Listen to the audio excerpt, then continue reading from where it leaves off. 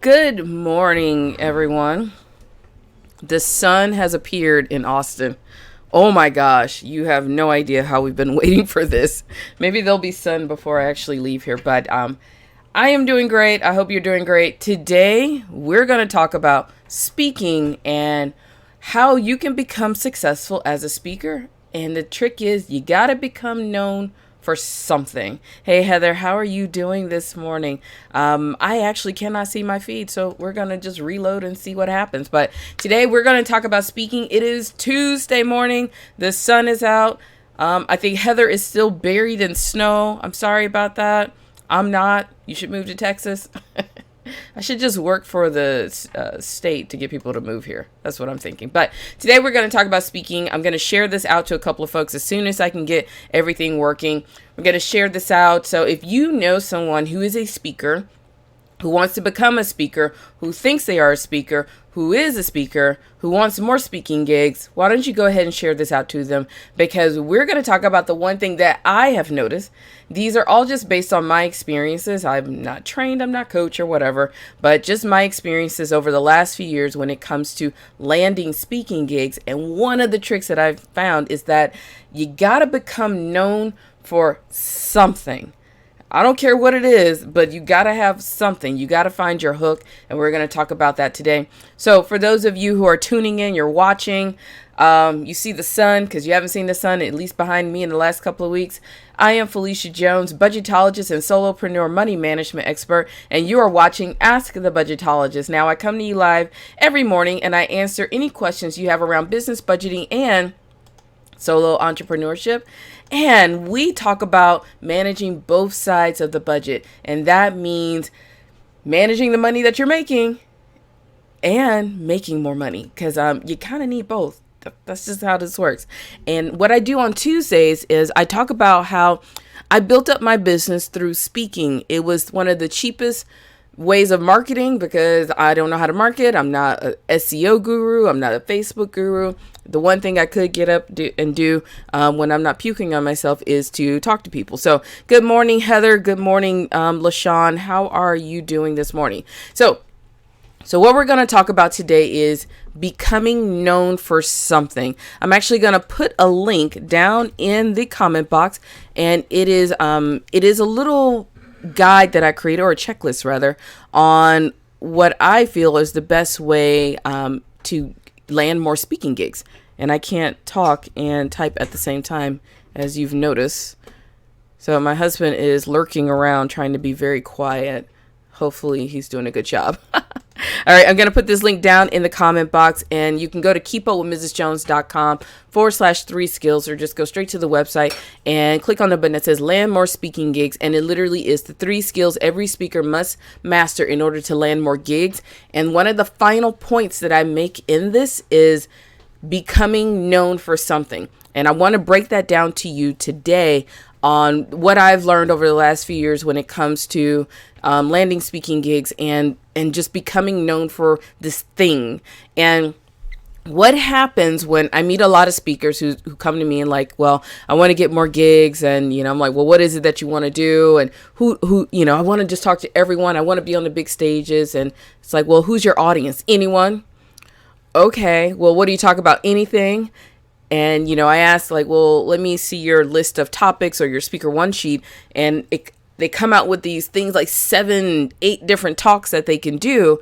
And my thing is like, well, which one are you known for? Well, I can do all of these. I can talk about this. I can talk about that. I can talk about all these things. And what I've noticed, and this is just from my researchy brain of observation and watching people, is that the bigger you become, you can talk about more things. When you're early on, even in 1, 2, 3, 4, and 5 years, you're going to have to narrow down what you're talking about so that you can become known for whatever this thing is. Now, some people, I will say for me, I kind of have gone in slightly different paths, but when I started, I was becoming known for talking about budgeting.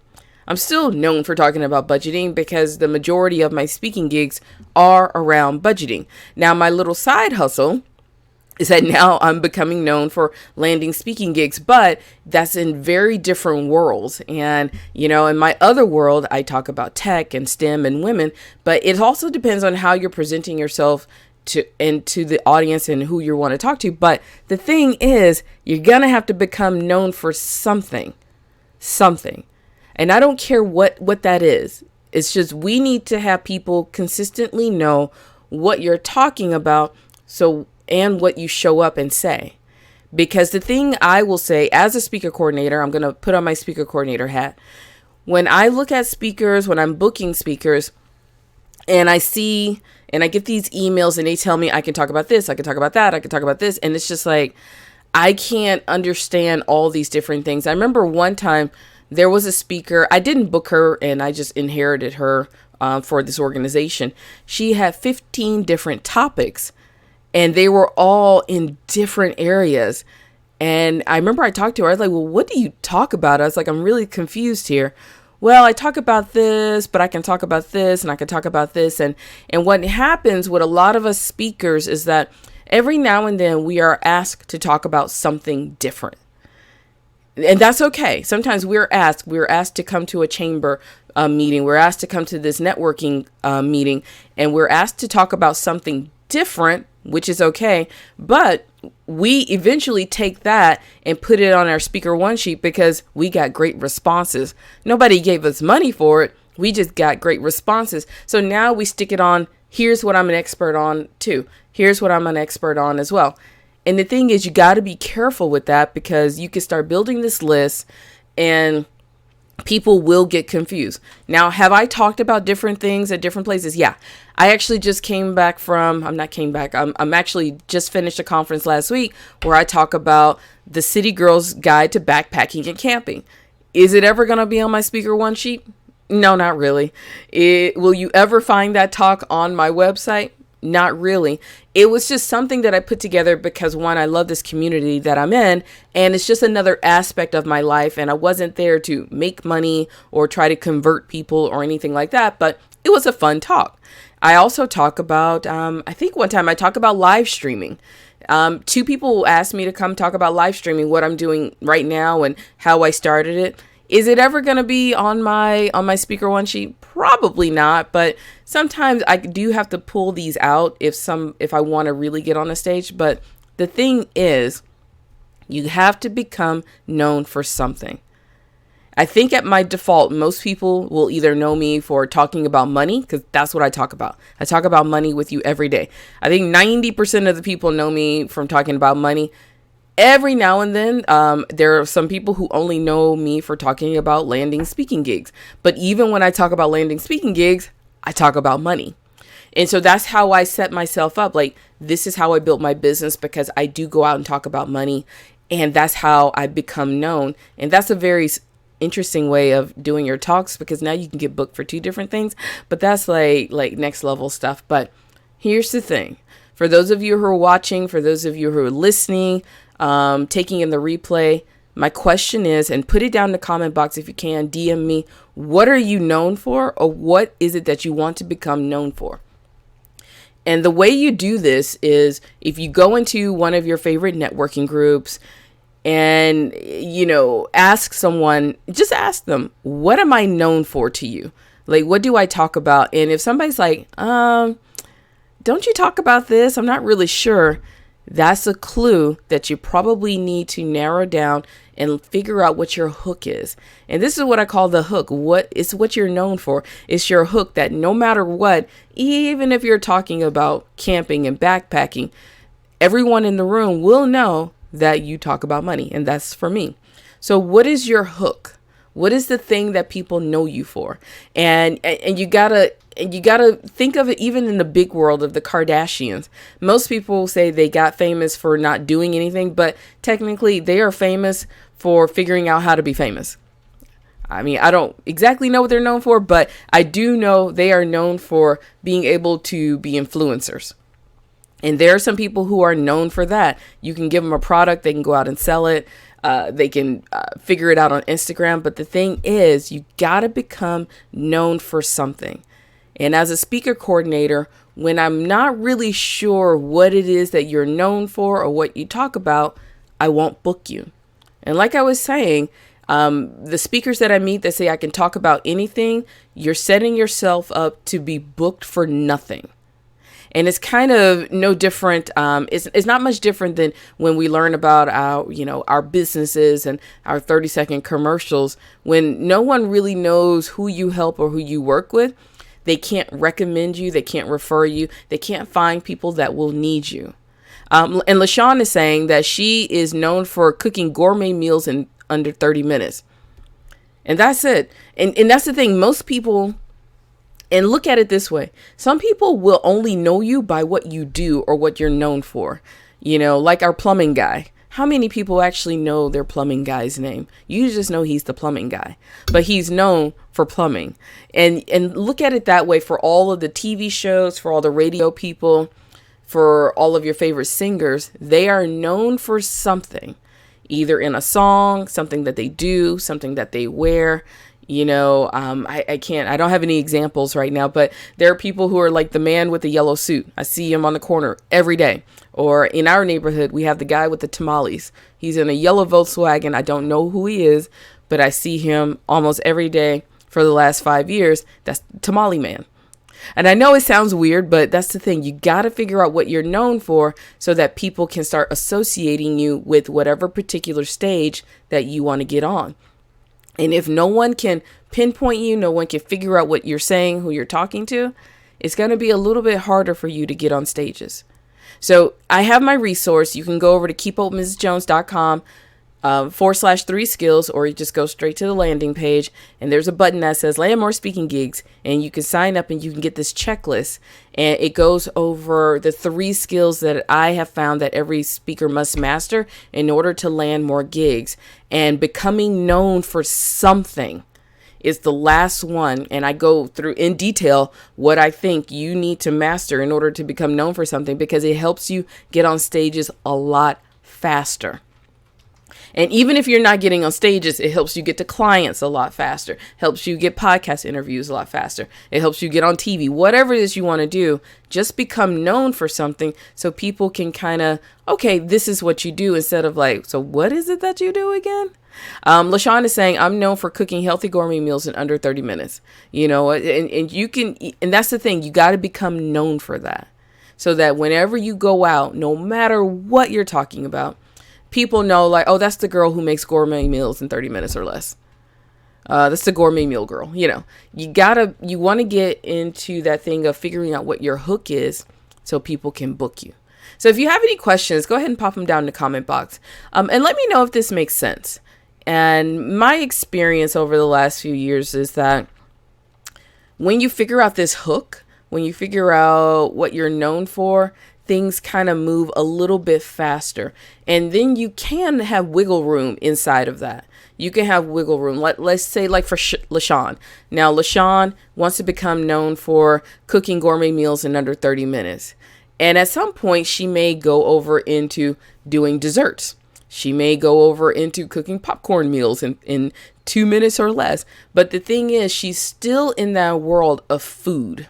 She's still in her world of food, and she can always say, you know what, I got my start by cooking gourmet meals in 30 minutes or less, and everybody will still know that. So you can still wiggle around in that thing, but not too soon. You got to get known for this one thing first. It's like baby steps. Do one thing, then the next thing, then the next thing. But what happens with a lot of us is that, like, say if LaShawn does, I'm getting known for cooking 30-minute meals, gourmet meals in 30 minutes or less.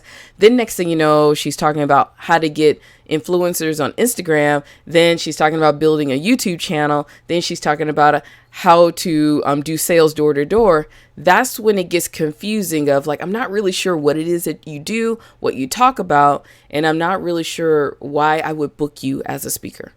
So just remember that, okay? Just remember that. And Heather is saying you got to build that notoriety. Yeah, you do. And it really, and unfortunately, it doesn't really matter what the notoriety is. You just have to do it. You can be controversial. You can be happy. You can talk about luxury. You can talk about pain. You can be sad. Choose one. Choose one, become known for it, and then keep evolving inside of that. That's how you're going to be a successful speaker. That's how you get more gigs, and that's how you will go to the top. And I promise you this, if you keep saying I can speak about anything and I can talk to anyone, you're not going to get booked. It's just going to be a little bit harder for you to get on stages and have speaker coordinators really want to work with you. So if you have any other questions, put them down in the comment box. I'm going to go take off. So today, I'm actually going to do an interview with NPR, with Guy Raz on the NPR TED Radio Hour. And this is based on my TEDx talk around all girls are great at math. So we get to talk about math today, and I'm really excited about it. A little nervous. I kind of did my research on the guy, and New York Times says that he is one of the most popular podcasters in history. Like, wow, okay, that's pretty big. And listen to a couple of the shows, and my goal is just to sound smart today. That's it. Maybe they can edit in smart. I don't know if they can do that. So it's going to be exciting. Get to drive into Austin, go into a studio, and I actually don't think I'll get to meet him in person. I think he's somewhere in DC. So I'm just going to be in a building by myself talking to him through speakers and microphones. So I hope when I know when the air date is, I will let you know, and you can go take a listen to it. But it's going to be a fun day today. LaShawn is saying, I'm trying to coin it as something else since that market is saturated. Please share the link when it gets... Okay, LaShawn is saying that she's trying to coin her 30-minute gourmet meals into something very special, because sometimes in the food market and in everything, we are is saturated. And here's the thing, what I've learned, LaShawn, sometimes it doesn't really matter. It's your personality, because Rachel Ray isn't much different than any other cook out there. She just brought a little bit of personality. And that's something we should talk about as well, because there are a lot of people in the food world, and we're just surprised when one person makes it when another person doesn't. And sometimes I think it's that flair for personality that comes with it.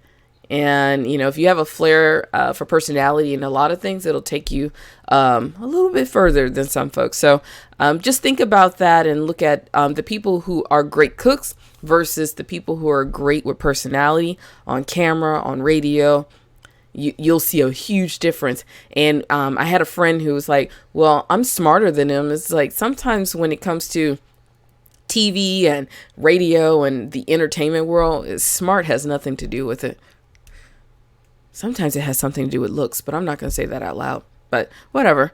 And yes, Heather, I will share the link once it gets published. Hey, Ann, how you doing? So LaShawn, good luck getting your idea out there and becoming known for your gourmet meals in 30 minutes. And the thing is, you got to figure out what your hook is. And right now, like, I'm in my RV. So if I wanted to start a cooking show, I can do 30-minute gourmet meals in an RV with a tiny microwave and a tiny oven. So you got to find that hook and make yourself a little bit special in that world. So hopefully that helped. And if it did, just let me know. And if you have any questions, put them down in the comment box. I'm actually going to jump off. I got to do some income producing activities. I got to go practice sounding smart. And then we're going to get on the radio today. So have an amazing day. Take care. Happy budgeting. I'll see you bright and early tomorrow. We're going to talk a little bit about mindset. Mindset for 2019. So take care. See you bright and early. Bye.